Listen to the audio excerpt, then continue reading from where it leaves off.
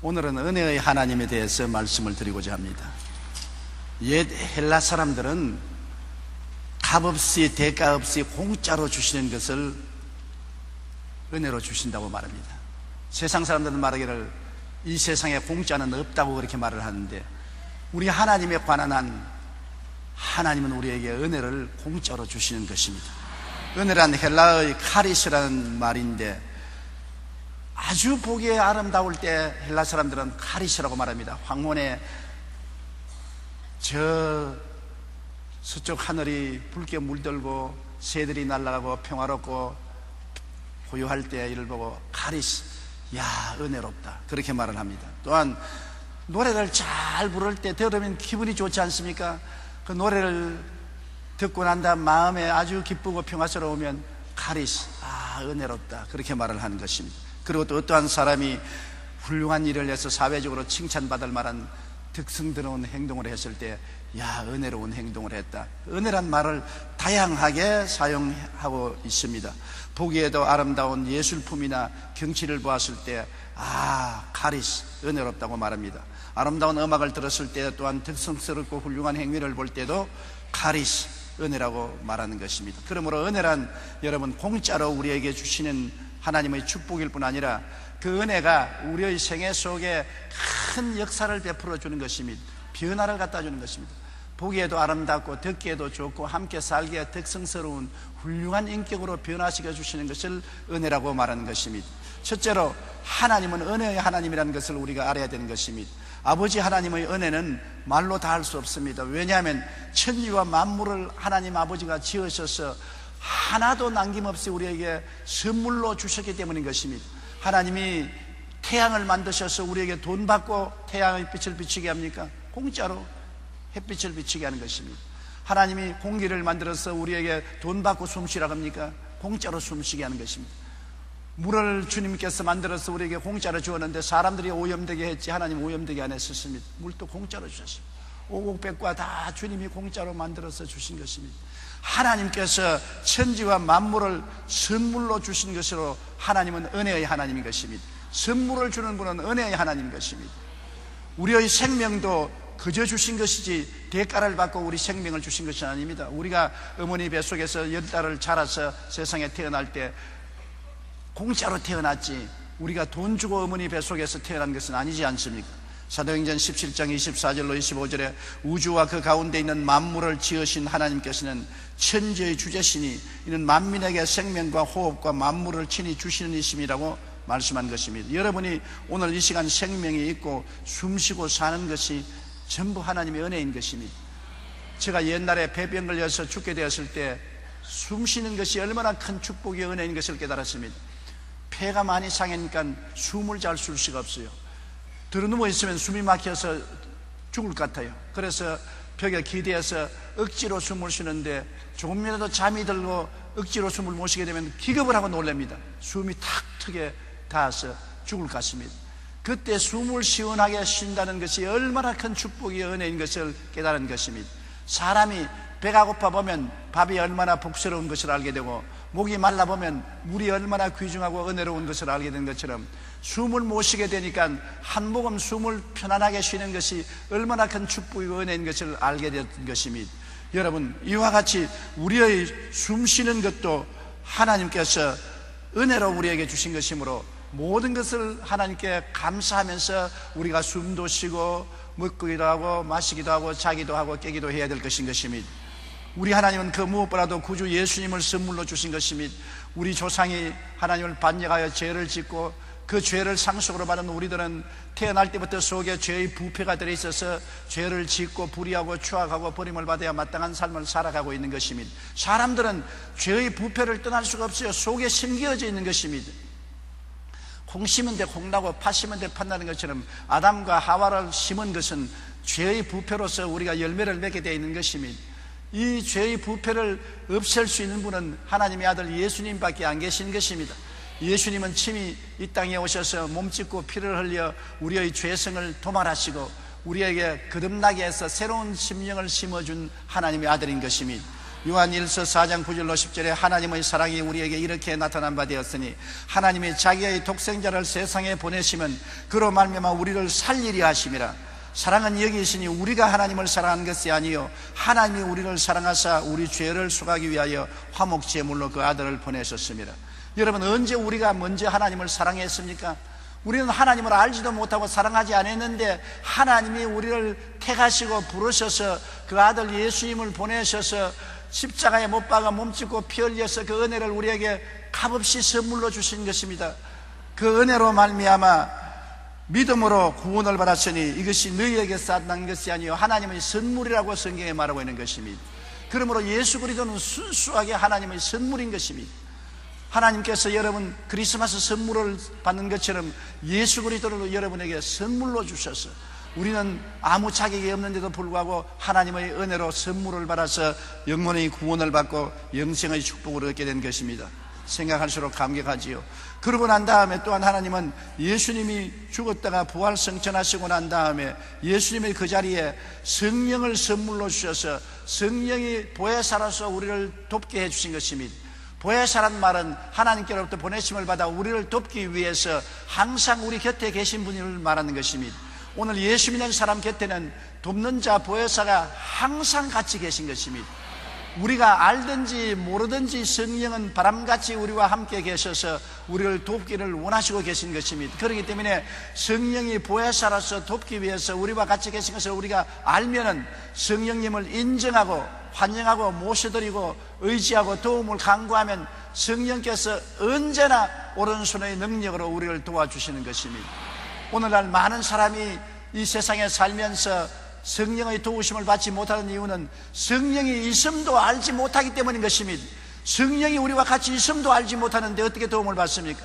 가정교사가 우리와 같이 있는데도 인정을 하지 않으면 아무런 도움을 받을 수가 없습니다. 가정교사가 있는 것을 인정하고 도움을 청해야죠.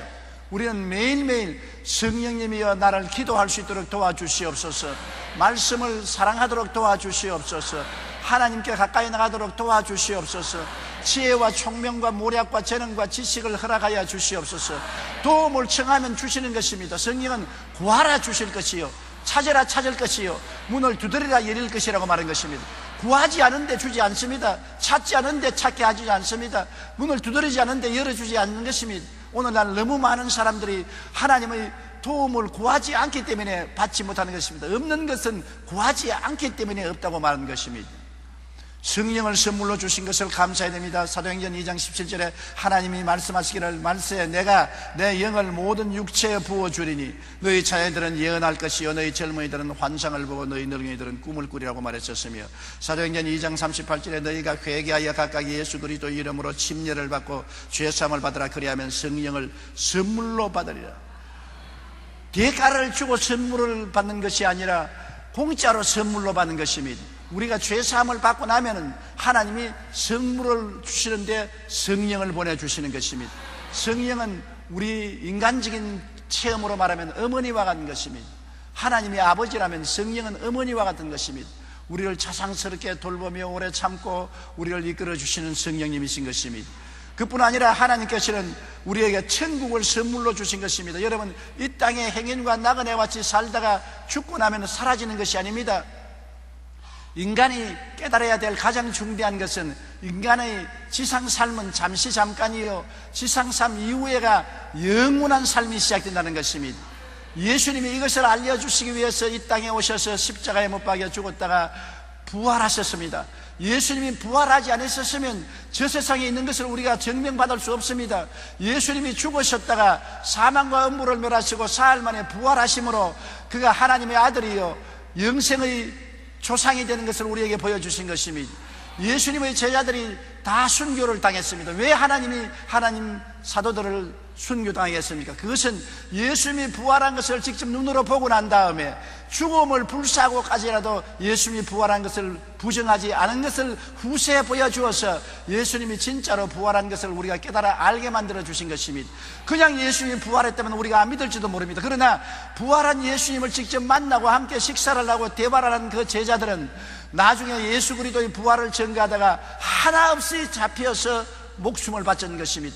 예수님이 부활했다고 점검을 안 하면 살려주겠다 하는데도 불구하고 우리는 예수님이 부활한 것을 눈으로 보고 그 말씀을 듣고 손으로 만져보고 함께 식사를 나누는 우리들이기 때문에 부인할 수 없다. 그래서 12명의 제자가 모두 다 순교를 당했었습니다. 이를 통해서 보게 될 때 예수님의 부활은 우리가 확실한 사건인 것을 알 수 있는 것입니다. 이 부활 사건을 통해서 우리에게는 천국이 있는 것을 의심하지 않고 믿을 수가 있는 것입니다. 그리스도를 통해야 천국에 갈 수 있고, 예수를 저버리면 천국에 가지 못하고 영원한 지옥에 떨어지는 것입니다. 눈물과 고통과 탄식과 고통이 끊이지 않는 그 지옥에 떨어진다는 것이 얼마나 무섭습니까? 예수님은 요한복음 14장 1절로 3절에 말씀하기를 너희는 마음에 근심하지 말라. 하나님을 믿으니 또 나를 믿어라. 내 아버지 집에 거할 곳이 많도다. 그렇지 않으면 너희에게 일렀으리라. 내가 너희를 위하여 거처를 예비하러 가노니 가서 너희를 위하여 거처를 예비하면 내가 다시 와서 너희를 내게로 영접하여 나 있는 곳에 너희도 있게 하리라고 말씀한 것입니다. 예수님이 지금 계신 천국에 여러분과 저를 데리고 가서 함께 있게 만들어주겠다고 약속하셨으니 우리가 예수 믿으면 걱정할 것이 없지 않습니까? 이 땅에 사는 동안에 아무리 고통과 괴로움이 많다고 하더라도 이 땅의 삶이 영원히 계속되는 것은 아닙니다. 이 땅의 삶은 언제고 끝나고 마는 것입니다. 사람이 살면 70이요 강건하면 80입니다. 그 고생과 수고의 날이 지나고 난 다음에 주님께서 영원한 평안과 기쁨의 처소인 천국으로 우리를 이끌어 주겠다고 약속하시고, 그것을 대가를 받고 주신 것이 아니라 선물로 주신 것입니다. 하나님이 만물을 선물로 주시고 그 아들을 선물로 주시고 성령을 선물로 주신 것처럼 천국도 선물로 주셨으므로 믿음으로 받아들이기만 하면 되는 것입니다. 오직 믿음만 요구되는 것입니다. 믿음만 가지면 주의 선물을 받아서 우리는 천국에 들어갈 수가 있는 것입니다. 여러분, 예수님의 은혜를 생각할 때 우리 마음에 감동되지 아니할 수가 없는 것입니다. 하나님의 선물로 세상에 오신 예수님이 우리를 얼마나 사랑했기에 주님이 몸을 찢고 피를 흘렸었습니까? 요한복음 3장 16절로 17절에 보면 하나님의 세상을 이처럼 사랑하사 독생자를 주셨으니 이는 그를 믿는 자마다 멸망하지 않고 영생을 얻게 하려 하심이라. 하나님이 그 아들을 세상에 보내신 것은 세상을 심판하려 하심이 아니요 그로 말미암아 세상의 구원을 받게 하려 하심이라. 여러분을 일일이 따라다니면서 책잡아 심판하려고 한 것이 아니라 여러분의 죄를 대신 청산하고 여러분을 용서하고 구원하기 위해서 예수님이 오신 것입니다. 그러므로 예수님은 구원의 하나님이요 사랑의 하나님이요 영원한 은혜의 하나님이 되시는 것입니다. 자신의 생명을 대속물로 주신 것이니 여러분은 얼마나 큰 은혜인 것입니까? 돈을 준 것이 아닙니다. 의복을 준 것이 아닙니다. 주님께서 우리에게 무슨 기술을 가르쳐 준 것은 아닙니다. 당신의 생명을 선물로 준 것입니다.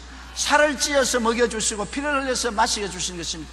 받아 먹으라 이는 내가 너를 위하여 찢는 살이라고 말씀하시고, 받아 마시라 이는 내가 너를 위해서 흘리는 죄사함의 피라고 말씀하신 것입니다. 인자가 온 것은 섬김을 받으려 함이 아니라 도리어 섬기려 하고 자기 목숨을 많은 사람의 대속물로 주려 함이라고 말한 것입니다.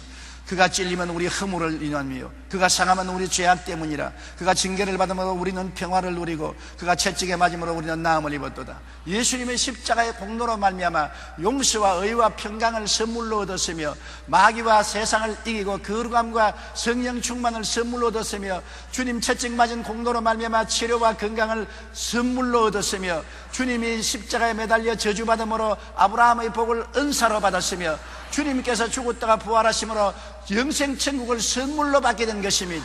예수님 안에서 영혼이 잘되고 범사에 잘되며 강건하고 생명을 얻되 넘치게 얻는 선물을 받게 된 것입니다. 진리를 알지니 진리가 너희를 자유케 하리라고 말씀한 대로 이를 깨달아 알아야 되는 것입니다.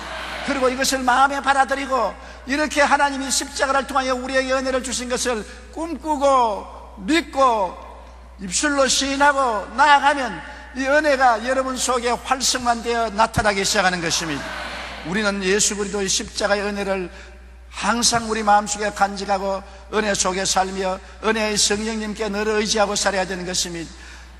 자신을 보혜사로 내주신 성령님은 자신을 어머니로 내주신 여성과 같은 것입니다. 어머니가 어린아이를 얼마나 오랜 인내를 가지고서 똥오줌 받아내시고 돌봐주시고 길러주시지 성령께서 얼마나 오랜 인내력을 가지고 우리의 잘못을 찾아 참으시고 다시 깨우치시고 회개시게 해주시고 하나님께로 나아갈 수 있도록 기도를 해주시고 도와주시는 역사를 성령이 베풀어 주시는 것입니다. 요한복음 14장 16절 18절에 예수께서 말씀하기를 내가 아버지께 구하겠으니 그가 또 다른 보혜사를 너에게 주사 영원토록 너희와 함께 있게 하시리니 그는 진리의 영이라 내가 너희를 고아와 같이 버려두지 아니하고 너희에게로 오리라. 고아와 같이 버려두지 않고 성령이 우리에게 오신 것은 예수님이 오신 것과 마찬가지인 것입니다. 성령을 통하여 예수님이 오셔서 고아원에 있는 우리처럼 만들지 아니하시고 부모가 있는 어린아이처럼 만들어 주시겠다는 것입니다. 그러므로 우리는 하나님이 죽은 하나님이 아니라 살아계신 하나님이며 이슬련 하나님이 아니라 지금 살아계신 하나님이며 구만리 장천 멀리 계신 하나님이 아니라 우리와 함께 거하시고 우리 속에 계시는 하나님인 것을 인정하고 받아들이고 믿게 되시기를 주님 이름으로 축원합니다. 하나님은 현실적인 하나님이요 꿈속에 계신 하나님이 아니신 것입니다. 여러분, 성령께서는 하나님 아버지와 예수님의 은혜를 우리에게 시시각각으로 깨닫게 해주시고 체험하게 해주시는 것입니다. 요한복음 14장 26절에 보혜사 곧 아버지께서 내 이름으로 보내실 성령 그가 너희에게 모든 것을 가르치고 내가 너희에게 말한 모든 것을 생각나게 하시리라. 성령께서 우리에게 가르치고 기억나게 만들어 주시는 것입니다. 저는 언제나 강단에 서면 놀라운 체험을 합니다. 하나님 말씀을 증거할 때 제가 도저히 상상할 수 없던 하나님의 말씀이 마음속에 기억이 나고 하나님이 가르치심이 깨달아지게 되는 것입니다. 강단에 설 때하고 강단에서 내려갈 때하고 그렇게 틀리는 것입니다. 성령께서 역사하실 때는 내가 말할 수 없는 말도 깨닫게 해주시고 잊어버린 것을 기억나게 해주시고 하늘나라가 살아서 역사하게 도와주시는 것입니다. 고린도전서 2장 10절에 오직 하나님이 성령으로 이것을 우리에게 보이셨으니 성령은 모든 것 곧 하나님의 깊은 것이라도 통달하시느니라. 하나님의 성령이 하나님의 깊은 비밀을 마음속에 깨닫게 해주는 것입니다. 이것은 학교에서 배우는 공부가 아닙니다. 우리가 연구해서 깨닫는 것이 아닙니다. 어두움에서 빛이 비치면 모든 것이 환하게 보이는 것처럼 계시를 통해서 깨닫게 만들어주는 것입니다. 그러므로 항상 성령께 의지하면 성령이 진리를 계시해 주시고 깨닫게 해주시고 알게 만들어 주시는 것입니다. 성령으로 알게 되면 은혜가 충만하고 기쁨이 넘쳐나게 되는 것을 우리는 체험하게 되는 것입니다. 둘째로 여러분, 율법과 은혜를 우리가 분명히 분별해서 알아야 되는 것입니다. 율법은 하나님께서 시내산에서 모세를 통해서 주신 것인데 10계명 및 613개의 법을 주신 것입니다. 율법은 죄를 지적하고 정죄하며 심판하는 것이 율법입니다. 거울 보십시오. 거울이 여러분 화장해 줍니까? 거울을 여러분 들여다보면 머리가 흥크러진 것을 보여주시고 눈썹이 잘 그려지지 않은 것이나 립스틱이 밖으로 묻은 것이나 얼굴을 화장 잘못한 것이나 이런 것을 보여주는 것입니다. 그러다가 거울아 머리를 바르게 잘 빗게 해줘, 거울아 얼굴 치장을 고쳐줘, 립스틱을 바르게 발라줘. 아무래도 거울은 그런 것을 못합니다. 거울은 우리의 모습을 보여줄 따름인 것입니다. 율법은 우리의 참 모습을 보여줄 따름이지 우리를 씻어주거나 구원해주는 힘은 없는 것입니다. 그런데 우리는 원래부터 죄 중에 태어나서 죄를 먹고 마시며 살았기 때문에 율법의 거울 앞에 서면 나타나는 것이 죄밖에 안 보이는 것입니다. 우리는 나무 잎사귀보다 더 썩어지고 폐리한 우리들인 것입니다. 걸레보다도 더 더러운 옷을 입고 있는 것입니다. 모든 사람이 죄를 범하였으니 하나님의 영광에 이르지 못합니다. 로마서 3장 20절에 율법의 행위로 그의 앞에 의롭다 하심을 얻을 육체가 없나니 율법으로는 죄를 깨달음이라. 하나님의 율법을 통해서 구원받을 수가 없습니다. 왜냐하면 전부 죄인으로 드러나고 하나님 앞에 도망치게 만들어주는 것입니다. 죄인이 벌거벗은 양심을 가지고 하나님 앞에 설 수가 없지 않습니까? 율법 앞에서는 설 수 없으므로 다 도망을 치고 숨어버리고 마는 것입니다. 그러므로 율법으로서 구원받을 사람은 아무도 없는 것입니다. 신의 산 앞에 서면은 그거는 하나님의 내성병력과 벼락만 치는 것이지 아무런 도움을 받을 수가 없는 것입니다. 율법하여서 여러분 구원받을 사람은 이 땅에 아무도 없는 것입니다. 율법은 인간의 죄성과 교만을 드러내는 것입니다. 우리가 얼마나 많은 죄를 지었다는 것을 비결천하에 드러내고 얼마나 오만하고 교만하는 것을 율법은 우리를 밝히 비추어서 드러내는 것입니다.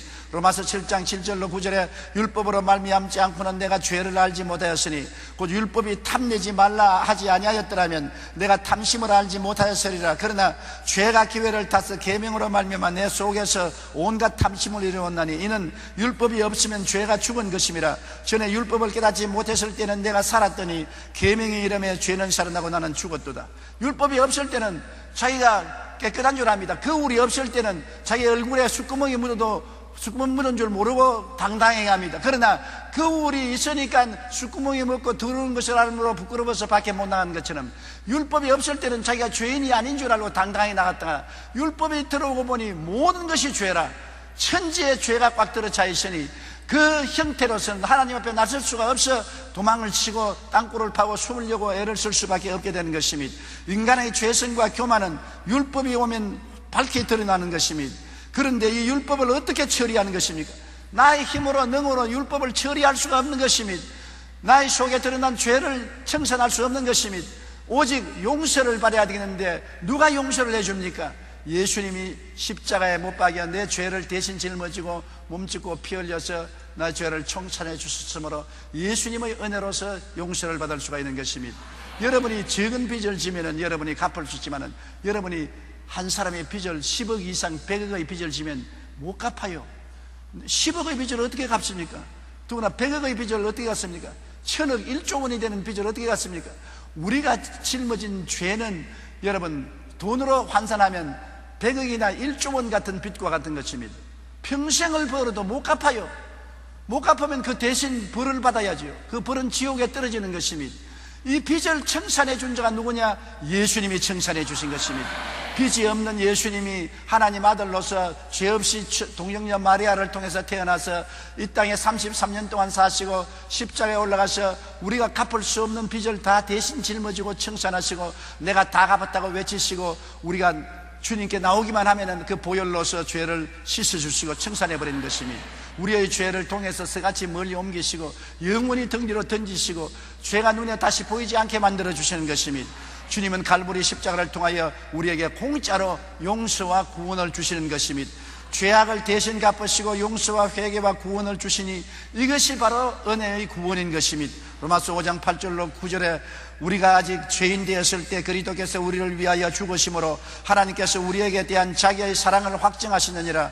그러면 이제 우리가 그의 피로 말미암아 의롭다 하심을 받았으니 또 그로 말미암아 진노하심에서 구원을 받을 것이니라. 이제는 하나님께 심판을 받을 이유가 없습니다. 예수님의 보혈로 우리가 덮어섰으니까 보혈이 말합니다. 내가 갚았다. 하나님, 내가 다 갚았어요.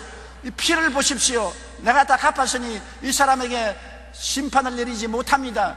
예수님의 피가 여러분과 나의 우산이 되어서 우리를 막아주시기 때문에 하늘이 내려오는 진노가 예수님의 보혈의 우산에 부딪히면 다 없어져 버리고 마는 것입니다. 예수님의 보혈에 의지하는 사람은 값없이 용서를 받고 의롭다함을 얻고 하나님의 은혜로 구원을 받아 하나님의 백성이 되는 것입니다. 나의 죄를 씻기는 예수의 피밖에 없네. 다시 성취하기도 예수의 피밖에 없네. 예수의 피를 의지하는 사람은 누구나 멸망하지 않고 영생을 얻을 수가 있게 되는 것입니다. 이것이 갈보리 십자가를 통해서 주는 주님의 은혜인 것입니다.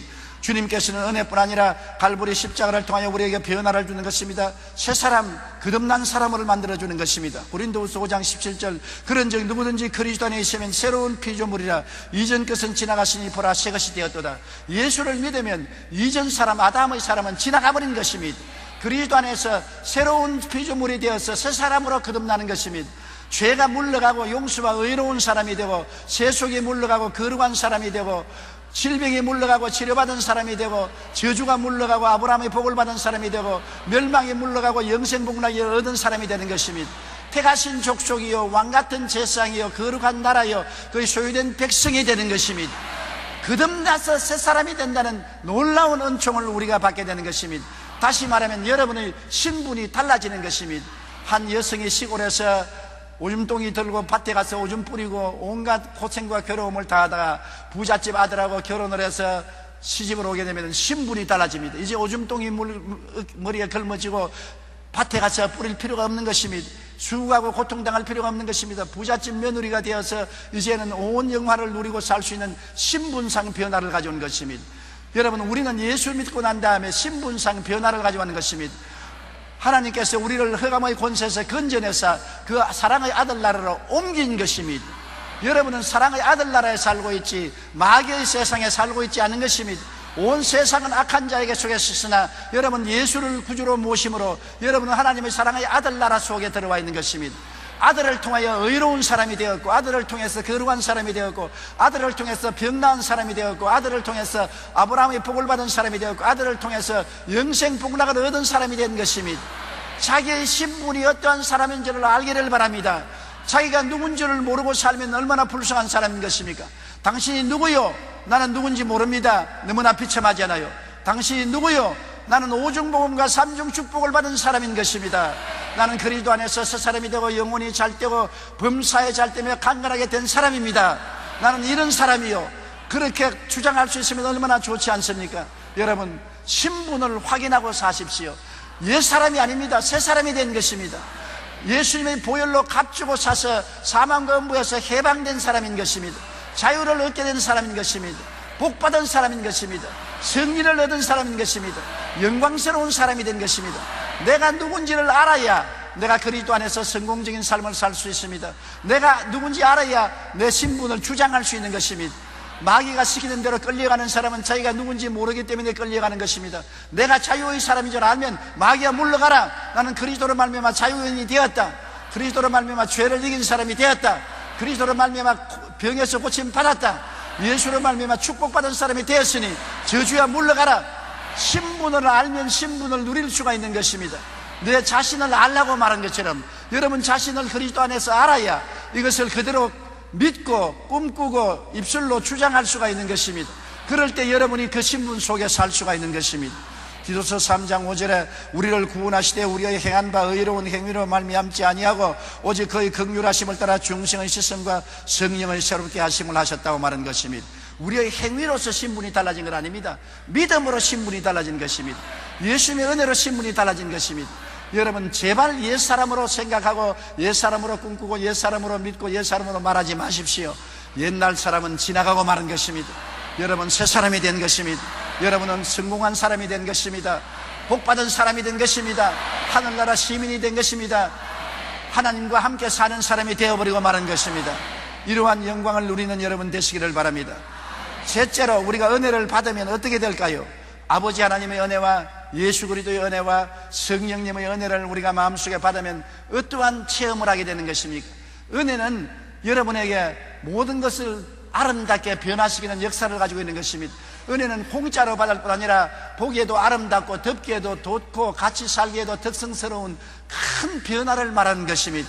은혜가 오면은 가장 먼저 오는 것이 마음의 평화가 다가오는 것입니다. 이스라엘 예수님의 제자들이 그리스도와 함께 갈릴리 호수를 건너가다가 큰 풍랑을 만났지 않습니까? 풍랑이 대작하여 돛이 부러지고 닻이 부러지고 그들은 물에 흠뻑 젖고 물이 배를 침몰시키려고 하는 그 위험에 처했을 때 주무시는 예수님을 깨워 일으키니 예수님이 일어나서 바람과 바다를 꾸짖으시며 즉시로 잠잠해지고 마는 것입니다. 여러분과 나의 인생 풍파에 우리가 시달려서 죽을 지경일 때가 많습니다. 고난의 풍파, 가정의 풍파, 생활의 풍파, 인생고의 바람에 시달려서 고통당할 때 예수님을 깨워 일으켜서 그리스도의 은혜가 오면은 마음속에 평화가 즉시로 다가오게 되는 것입니다. 이 마음의 평화는 사람의 힘과 능으로 만든 것이 아니라 위에서 내려오는 평화로서 놀라운 기적적인 평안으로 마음을 잡아주는 것입니다. 풍랑해진 갈릴리 바다가 잠잠하고 고요해지는 것처럼 마음이 잠잠하고 고요해지는 것입니다. 데살로니가 후서 3장 16절에 평강의 주께서 친히 때마다 일마다 너에게 평강을 주시고 주께서 너희 모든 사람과 함께 하시기를 원하노라. 때마다 일마다 마음이 편안해지는 것입니다. 마음이 편안해야 가정도 평안하고 사업도 평안하고 생활도 평안한 것입니다. 마음에 평안이 없으면 돈이나 지위나 명예나 권세나 부귀나 영화가 결코 우리에게 행복이 되지 못하는 것입니다. 평화가 여러분 행복의 기초가 되는 것입니다. 이 평화는 예수님께서 여러분에게 주시는 것으로 예수님께 은혜를 구하면 은혜가 와서 평안으로 채워주는 것입니다. 예수님께서 말씀하기를 평안을 너희에게 끼치노니 곧 나의 평안을 너희에게 주노라. 내가 너희에게 주는 것은 세상이 주는 것과 같지 아니하다고 말씀한 것입니다. 오늘 또 예수 그리스도께서 은혜를 통해서 평안을 주시기를 주님 이름으로 축원합니다. 은혜가 오면 마음의 기쁨이 솟아나는 것입니다. 세상에 주는 기쁨은 잠시 있다 사라지지만 예수 믿고 들어오는 기쁨은 끝없이 마음속에 솟아나는 기쁨인 것입니다. 주의 기쁨이 마음속에 넘쳐나면 그리스도의 사랑도 넘쳐나는 것입니다. 여러분 근심 걱정이 물러가고 기쁨이 마음에 넘쳐오면 얼마나 행복하고 좋습니까? 주의 사랑 비칠 때 기쁨 오지 않아요? 1절만 불러볼까요? 주의 사랑 비칠 때에 기쁨 오네. 근심 걱정 물러가고 기쁨 오네. 기도하게 하시며 희미한 건 물리쳐 주의 사랑 비칠 때에 기쁨 오네. 그 큰 사랑 내 마음속에 명랑하게 비칠 때에 찬송하네. 그 큰 사랑 내 마음속에 평안과 기쁨 주네. 그 큰 사랑. 마음에 주님의 은혜가 오면은 기쁨과 사랑이 넘쳐나게 되는 것입니다. 주님의 은혜를 받았던 사람이 늘 마음에 찡그리고 있고 늘 미움이 있고 원한이 있으면 은혜를 못 받았기 그런 것입니다. 은혜를 받으면 그런 변화가 다가오는 것입니다. 이사야 35장 10절에 야훼의 속량함을 받은 자들아 돌아오며 노래하며 시온에 이르러 그들의 머리 위에 영영한 희락을 띠고 기쁨과 즐거움을 얻으리니 슬픔과 탄식이 사라지리라. 은혜가 오면 슬픔과 괴로움이 사라지고 영영한 희락이 넘쳐나게 되는 것입니다. 하나님의 은혜가 이렇게 임하기를 간절히 바랍니다. 여러분, 은혜가 와야 마음의 만족과 행복이 다가오는 것입니다. 행복이 은혜로 말미암아 오는 것이지 세상 것으로 오는 행복은 잠시 있다 사라지는 안개와 같은 것입니다. 고린도후서 3장 5절에 우리가 무슨 일이든지 우리에게서 난 것 같이 스스로 만족할 것이 아니니 우리의 만족은 오직 하나님께로부터 나느니라. 하나님이 오셔야 돈도 만족하고 가정도 만족하고 지위와 명예와 권세도 만족하지, 하나님 없는 만족은 있는 것 같으나 없고 거짓에 불과한 것입니다.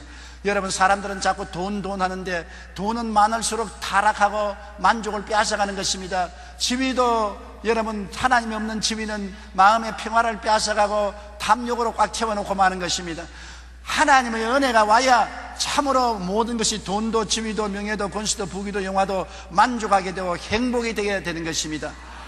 빌립보 3장 8절에 또한 모든 것을 해로 여기면 내 주 그리스도 예수를 아는 지식이 가장 고상하기 때문이라. 내가 그를 위하여 모든 것을 잃어버리고 배설물로 여기면 그리스도를 얻기 위함이라고 말한 것입니다. 예수를 얻는 지식이 너무나 고귀하기 때문에 더는 다른 것은 다 배설물로 여긴다고 바울이 말한 것입니다. 돈이나 지위나 명예나 권세나 부귀나 영화도 은혜 없으면 배설물과 같다는 것입니다. 은혜가 있어야 효과가 발생하는 것입니다. 예수 그리스도의 은혜는 우리가 언제나 구하고 찾으면 우리 마음속에 다가오는 것입니다. 하나님의 은혜를 받고 나면 하나님과 이웃에 대한 사랑이 넘쳐나게 되는 것입니다. 은혜가 와야 하나님을 사랑하게 되고 이웃도 내가 뜨겁게 마음으로 사랑하게 되는 것입니다. 마가복음 12장 30절로 31절에 내 마음을 다하고 목숨을 다하고 뜻을 다하고 힘을 다하여 주 너희 하나님을 사랑하라 하신 것이요 둘째는 이것이니 내 이웃을 내 자신과 같이 사랑하라 하신 것이라. 이보다 더 큰 계명이 없느니라. 하나님을 이처럼 사랑하고 이웃을 사랑하려고 하는데 내 힘으로 안 되는 것을 어떻게 합니까? 은혜를 받으면 이런 사랑이 넘쳐나지만 은혜를 받기 전에는 이런 역사가 일어나지 않은 것입니다. 사랑이란 무엇입니까? 이웃에게 악을 행하지 않은 것이 사랑이요 이웃에게 잘해주는 것이 사랑인데, 은혜가 와야 이웃에게 악을 안 행하고 이웃을 잘해줄 수가 있는 것입니다. 선을 행하고 나누어 주기를 힘쓰는 이러한 일들은 은혜가 와야 우리의 생활 속에 이루어지는 체험인 것입니다. 은혜가 와야 감사와 찬송에 충만해지는 것입니다. 아무리 감사하고 찬양하려도 마음이 은혜가 없는데 어떻게 합니까? 은혜가 오면은 마음이 부드러워져요. 생각도 부드러워지고 마음도 부드러워지고, 은혜가 오면 손도 보들보들해지고 발도 보들보들해지고 몸도 보들보들해져요. 은혜를 받으면 부드러워져요. 저는 언제나 은혜가 왔는지 안 왔는지 보면 은혜가 오면 마음이 부들부들해져서 남의 말도 고깝게 들리지 않고 남의 말도 사랑스럽게 들리고 귀하게 보여지고, 은혜가 오면은 내 목이 부들부들해져서 목이 마음대로 움직여지고, 손가락이 부들부들, 손을 만지면 손이 그렇게 부드러울 수가 없어요. 은혜를 오면 얼굴을 만지면 얼굴이 굉장히 부드럽고 좋아요. 모든 것이 부드러워진다고요. 영도 부드러워지고 마음도 부드러워지고 몸도 부드러워지고 생활도 부드러워지고, 그 부드러워지는 가운데 감사와 찬송이 충만하게 되는 것입니다. 이러므로 하나님이 우리에게 은혜를 주시기를 원하고 우리가 은혜를 받아야 되는 것입니다. 골로새서 3장 16절로 17절 우리 다 같이 읽어보십시다. 그리스도의 말씀이 너희 속에 풍성히 거하여 모든 은혜로 피차 가르치며 권면하고 시와 찬송과 신령한 노래를 부르며 감사하는 마음으로 하나님을 찬양하고, 또 무엇을 하든지 말에나 일에나 다 주 예수 이름으로 하고 그를 힘입어 하나님 아버지께 감사하라. 은혜가 와야 찬송하고 노래 부르고 감사하고 예수 이름으로 힘입어 하나님 아버지께 감사할 수 있지. 은혜가 없는데 마음이 굳어지고 딱딱해지는데 그런 일이 일어날 수가 있습니까? 없지요. 저는 늘 내 마음속에 기억나는 것은, 제가 평신도 때 부산 공설운동장에 미국에서 나온 유명한 부흥사가 천막을 치고 부흥회를 했습니다. 그런데 밤에 도둑놈들이 와서 천막을 찢어가요. 그래서 나는 그때 평신도이기 때문에 교회에서 밤 철야를 하면서 그 천막을 지켰습니다. 근데 늦가을이라 얼마나 춥던지 그때는 담요도 없어서 가만히 몸에 이렇게 둘러치고서 엎드리는데, 밤에 철야하는 사람이 한 20, 30명 신세가 고약한 사람들만 모여서 철야를 해요. 그때. 그런데 아주 무식한 노동자 한 사람이 간증을 하러 일어나서 간증을 하는데, 나는 그때 그 간증을 듣고 너무나 실망하고, 저런 사람이 예수 믿는 사람이기 때문에 저 사람 보면 누가 예수를 믿겠냐고 생각하는 것은, 왜냐하면 보이소, 내 말 좀 들어 보이소, 내가 그만 부흥에 와서 은혜를 안 받았는겨. 은혜를 받았는니까 막 손이 보들보들합니다. 내 손 좀 보이소. 막 손이 막 보들보들 하고, 막 얼굴도 보들보들하고, 막 온몸이 다 부들부들하는 게요. 여러분, 은혜를 받았으니까 이렇게 부들부들해요. 그래서 내 속으로 그때는, 저런 무식한 놈이 어디 있냐. 은혜를 받으면 마음에 기쁨이 오고 평안이 온다고 뭐라도, 무슨 손이 부들부들하고 얼굴이 부들부들하고 발이 부들부들하고 저렇게 무식한 소리를 하기 때문에 사람들이 저런 사람 보고 예수를 믿겠냐, 그렇게 제가 비난을 했습니다. 그런데 이제 내가 보면 그 사람이 진짜로 솔직하게 주님을 잘 믿는 사람인 것을 아는 것은, 제가 은혜를 받고 보니까 손이 보들보들하고 얼굴이 보들보들하고 몸도 보들보들하고 마음도 보들보들하고 부드러워지는 것을 느끼는 것입니다. 그래서 예수 믿는 사람들이 은혜를 받아야 부딪혀도 부들부들하기 때문에 싸움을 안 해요. 뼈다귀 때문에 있어 딱딱하면 부딪히면 딱딱 소리가 나고, 괴로우니까 조금만 부딪혀도 고함을 치고 싸움을 하지만은, 은혜가 있으면 부들부들해서 부딪혀도 부들부들하고, 욕을 얻어먹어도 부들부들하고, 불의를 당해도 부들부들하고, 부드러운 신자가 되기 위해서는 은혜를 받아야 되는 것입니다. 감사와 찬송은 은혜 없이 우리가 일어나지 않지 않습니까? 습관적이고 율법적이고 의식적인 신앙은 딱딱하고 이기주의적이고 자기중심주의적이고 평안과 기쁨과 행복이 없습니다. 은혜 속에 살기 위해서는 항상 기도하고 말씀 읽고 하나님 중심의 삶으로 성령 충만해야 되는 것입니다. 우리가 성령으로 말미암아 하나님께 은혜를 달라고 늘 구하면 은혜를 주시는 것입니다. 아침에 일어나서 하루를 출발하기 전에, 하나님, 오늘 또 하나님 은혜를 주셔서 은혜 가운데 부드러운 마음을 가지고 행복과 기쁨과 찬양을 가지고 살게 해 주시옵소서. 또 낮에도 하나님께 은혜를 달라고 또 부르짖고, 저녁에 잠들기 전에도 은혜를 달라고 부르짖고, 남편 만나기 전에 은혜를 달라고 부르짖습니다. 그래야 남편하고 안 싸우지요. 아내를 만날 때도 은혜를 주시옵소서. 부모를 만날 때, 자식을 만날 때도 은혜를 주시옵소서. 이웃을 만날 때도 은혜를 주시옵소서. 은혜는 우리에게 호흡과 같고 마시는 물과 같은 것입니다.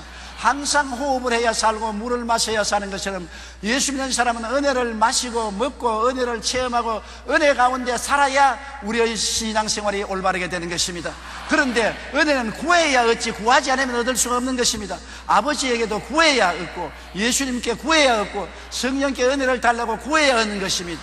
구하라 주실 것이요, 찾으라 찾을 것이요, 문을 두드리라 열릴 것이라고 말한 것입니다. 오늘 또 여러분 기도할 때 은혜를 달라고 하늘께 간구하면 하나님이 은혜를 반드시 주시는 것입니다. 하나님은 은혜를 주시기 위해서 기다리는 것입니다. 왜냐하면 은혜는 공짜로 주시는 것이기 때문에, 값으로 주는 것이 아니므로 믿음으로 구하면 주시게 되어 있는 것입니다. 내가 공로를 세워야 받는 것이면 공로 없이면 구할 수가 없는 것입니다. 내가 돈을 내야 주는 것이면 돈 안 내고는 받을 수가 없는 것입니다. 내가 훌륭한 사람이 되어야 받는 것 때문에 훌륭한 사람이 되지 못하면 못 받습니다. 그러나 은혜는 선물인 것입니다. 공짜로 주는 것입니다. 잘났든 못났든 무식하든 유식하든 미인이든 못난 사람이든 상관하지 않습니다. 믿기만 하면 은혜를 주시는 것입니다. 믿음으로 구해서 은혜를 받아 은혜 속에 사는 여러분 되시기를 주님 이름으로 축원합니다. 매일매일 은혜 속에 살면 여러분도 행복하고 이웃사람도 행복하고 하나님도 행복하고 여러분 인생살이가 기쁘고 즐거움에 넘치게 되는 것입니다. 우리 다 같이 고개 숙여 기도드리겠습니다.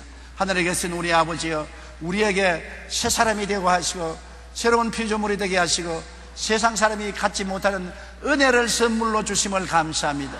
하나님이 은혜로 주신 세계를 깨달아 알고 감사드리고, 예수님이 은혜로 주신 구원을 받고 감사하고, 성령님이 은혜로 돌봐주심을 알고 감사하고, 또 하나님 삼위일체 하나님이 우리의 생활 속에 공기와 같이 물과 같이 부어주시는 은혜를 항상 누리게 해주심을 감사드립니다. 아버지 하나님, 오늘 저로부터 시작해서 우리 성도 전체가 은혜를 넘치게 받도록 하여 주시옵시고, 은혜의 즐거움과 부드러움과 행복과 기쁨 속에 찬양하며 살 수 있도록 도와주시옵소서. 값없이 주시는 하나님의 은혜를 우리가 넘치게 받아서 은혜 있는 성도가 되고 은혜 없는 성도가 되지 말게 도와주시옵소서. 은혜의 기적 속에 사는 우리들이 되게 하여 주시옵소서. 예수님 이름 받들어 기도드리옵나이다. 아멘. 잠시 동안 고개 숙이시기 바랍니다. 여러분 가운데 아직 예수를 믿지 않은 사람은 하나님의 은혜로 예수 그리스도를 믿게 해주시기를 원하시는 것입니다. 믿기만 하면 하나님의 은혜로 그 아들 예수님을 주셔서 여러분을 구원시켜 주시고 회개시켜 주시고 변화받게 해주시고 성령을 주시는 것입니다. 난 아직 예수를 믿지 않습니다. 타락했습니다. 나도 예수 믿고 구원받기를 원하니 나를 위해서 기도해 주십시오 하시는 분은 대강당, 테레비실, 지교회, 지성전, 인터넷 앞에서 기도체 앞에서 일어나 주시기 바랍니다. 이 시간에 일어나서 예수를 구주로 모셔드리면 하나님께서 여러분에게 구원의 은총을 베풀어 주시는 것입니다. 일어나라는 것은 여러분 믿음을 보여드리기 위해서 일어나는 것입니다. 믿음이 없이는 하나님의 은혜를 받을 수 없기 때문인 것입니다. 일어나신 여러분은 이 기도를 소리내어 따라해 주십시오. 사랑하신 하나님, 저는 죄인입니다. 어디에서 와서 왜 살며 어디로 가는지 알지 못하고 방황하며 지냈습니다. 오늘 하나님의 부르심을 받고 믿음으로 일어났습니다. 예수님의 십자가 보혈로 저를 씻어 주시옵소서.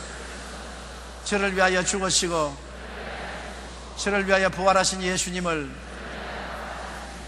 제 구주로 모셔드립니다. 지금부터 영원토록 주님과 함께 살겠습니다. 하나님은 내 아버지가 되셨습니다.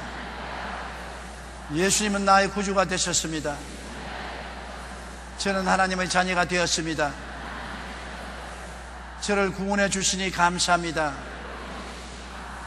예수님 이름으로 기도드립니다. 아멘. 주님의 이름으로 환영합니다.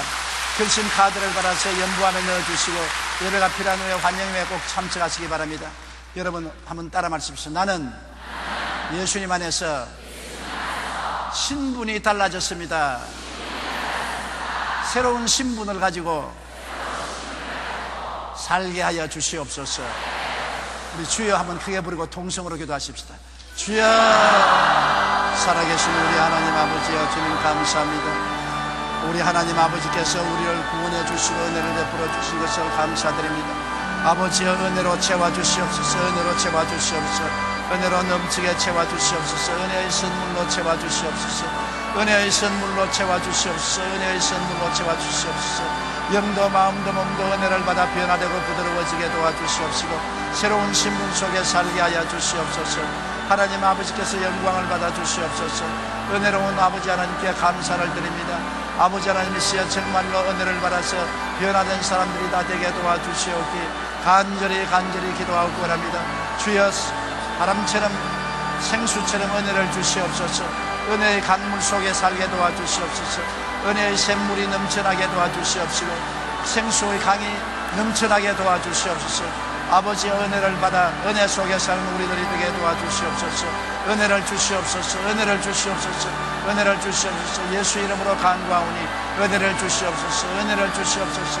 은혜를 주시옵소서. 은혜를 주시옵소서. 오 살아계신 아버지 하나님, 은혜를 주시옵소서. 은혜를 주시옵소서. 할렐루야, 할렐루야. 몸이 병든 분은 아픈 데 손을 얹어주시기 바랍니다. 문제를 가지면 가슴에 손을 얹어주시고요. 전능하신 아버지 하나님, 예수께서 십자가에서 몸짓고 피 흘려 우리의 병을 대신 짊어지신 것을 감사합니다. 은혜의 선물로 치료를 주심을 감사합니다. 우리가 미사오니 주님께서 오늘 이 시간에 손을 내밀어 안수하여 주시옵시고 기적으로 고쳐 주시옵소서. 기적으로 치료하여 주시옵소서. 너희 병은 이 시간에 각자의 몸에서 떠나가라. 떠나가라. 떠나가라. 예수님의 은혜의 선물로 주신 것이니 너희 원수 마귀는 물러갈지어다. 물러갈지어다. 예수의 이름으로 고침을 받을지어다. 받으라. 하나님 아버지여, 수고하고 무거운 짐을 내려놓습니다. 저주를 대신 담당해 주시고 아브라함의 복을 주신 하나님, 은혜로 모든 복으로 채워주시옵소서. 하나님의 축복의 은혜로 충만하게 채워주시옵소서. 저주는 떠나갈지어다. 저주는 물러가라. 아브라함의 복을 받은 신분이 되었으므로 아브라함의 복을 누리게 될지어다. 아브라함의 복을 누리게 될지어다. 영혼이 잘되고 범사에 잘되며 강건하고 생명을 얻되 풍성히 얻게 될지어다. 될지어다. 그가 뭐의 권세에서 건져내서 그 사랑의 아들 나라로 옮겼으니 사랑의 아들 나라 속에서 생각하고 말하고 살게 될지어다. 아들의 신분을 갖고 살게 될지어다. 주님의 은총과 축복을 넘치게 받아 하나님께 영광 돌리며 은혜를 갖고 살게 도와주시옵소서. 예수님 이름으로 기도드리옵나이다. 아멘.